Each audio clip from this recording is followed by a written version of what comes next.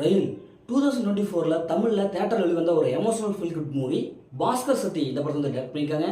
குங்குமராஜ், முத்துசாமி, வைரமலா மற்றும் பல இந்த படத்தில் நடிச்சிருக்காங்க. இந்த படத்துடைய கதையை பார்த்தலாம். படத்துடைய ஹீரோ எப்போ பார்த்தாலும் சரக்குன்னு சரக்கு அடிச்சுட்டு மட்டையாயிருவார். அவருக்கு சரக்கு அடித்தா தான் அந்த பொழுதே போகும். அதே மாதிரி அவருடைய ஒய்ஃபு கிட்ட இருக்கிற எல்லா காசையும் வாங்கி சரக்கு அடிச்சிருவார். ஒய்ஃப் வந்து எவ்வளவோ சொல்லி பார்த்தாலும் இவர் திருந்துற மாதிரி இல்லை. ஏன்னா அந்த அளவுக்கு மகா குடிகாரனா இருப்பார். அவர் வீட்டு பக்கத்துலேயே ஒரு இந்திக்காரர் ஒருத்தர் இருப்பார். இவருக்கும் ஹீரோவுடைய ஒய்ஃபுக்கும் ஒரு நல்ல ஒரு ஃப்ரெண்ட்ஷிப் ஏற்படும். அவங்க அக்கா தம்பி அப்படின்னு தான் பழகிட்டு இருப்பாங்க. உடனே நம்ம ஹீரோ அவங்க ரெண்டு பேரும் பழகிறத சந்தேகத்தோட பார்ப்பாரு. எப்போ பார்த்தாலும் சந்தேகப்பட்டுதே இருப்பாங்க. இந்த சமயத்தில் அந்த இந்திக்காரர் இறந்துருவார். அவருக்கு சேர்த்து வச்சிருந்த பணம்லாம் காணாமல் போயிடும். இந்த பணத்தை எல்லாம் தன்னுடைய ஹஸ்பண்ட் தான் எடுத்துட்டாங்க அப்படின்னு சொல்லிட்டு ஹீரோயினி சந்தேகப்படுவாங்க. இப்போ இறுதியில் உண்மையிலேயே அந்த பணத்தை எடுத்தது யாரு, இறுதியில் என்னாச்சு அப்படிங்கிறதா இந்த படத்துடைய ஒன்லைன். இந்த படத்துடைய பாஷனாவே இந்த படத்துடைய சொல்லிதாங்க.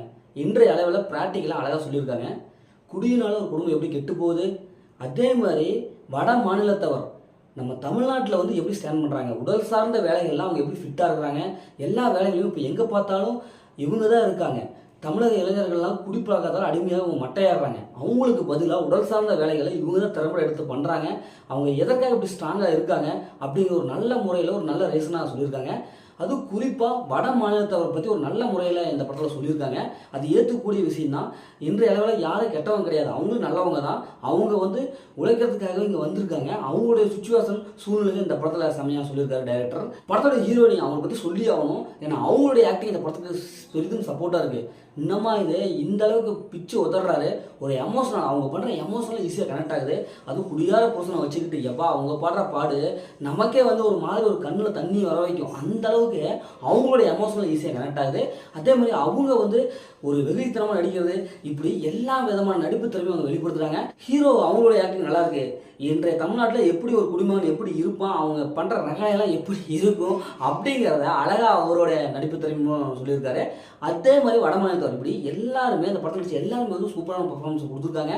படத்துடைய மியூசிக் படத்துக்கு என்ன தேவையோ கொடுத்துருக்காங்க. படத்துடைய சினிமோட்டோகிராஃபி கலப்படம் ஹைகோர்ட் மியூசிக் கொடுத்துருக்காங்க. இப்படி டெக்னிக்கல் சைடாகவும் இந்த படம் வந்து ஸ்ட்ராங்காக இருக்குது. இன்றைய கள்ளக்குறிச்சி சம்பவம் எப்படி நடந்திருக்கு பார்த்தீங்கன்னா, எப்பா 40 பேர் இறந்துட்டாங்க. கள்ளச்சாயத்தால் 40 பேர் இறந்துட்டாங்க.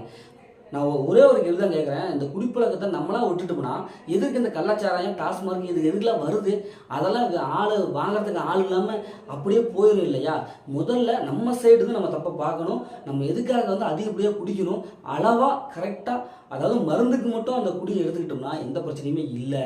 முதல்ல நம்ம சைடுலேருந்து அதை குடிக்காமல் விட்டோம்னா எந்த பிரச்சனையாலும் விலகிவிடும் அப்படிங்கிற ஒரு தனிப்பட்ட கருத்து தான் என்னுடைய கருத்தை நான் இந்த இடத்துல பதிவு செஞ்சுக்கிறேன்.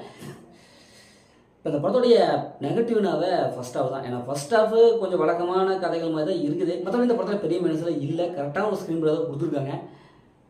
இந்த படத்தை ஃபேமிலியோட பார்க்கலாம், கண்டிப்பாக ஃபேமிலியோட பார்க்கலாம். படத்தில் அந்த மாதிரி சென்ஸில் எதுவுமே இல்லை. முதல்ல படம் சூப்பராக சும்மா இருக்காங்கன்னா இந்த படம் குடிமகன்களுக்காக ஒரு ஸ்பெஷல் படம். கண்டிப்பாக போய் பாருங்கள். ஒரு ஒர்த்தான மூவி தான். ஓகே, இதே மாதிரி அடுத்த ஒரு புதிய மூவி ரிவ்யூ சந்திப்போம். உங்களிடமானது உங்கள் கவி பாரத்.